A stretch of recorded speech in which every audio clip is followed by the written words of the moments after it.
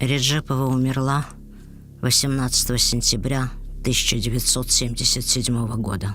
Ее похоронили в Ташкенте. Сабрия Ханум было всего 65 лет, почти половину из которых она прожила в разлуке с родиной.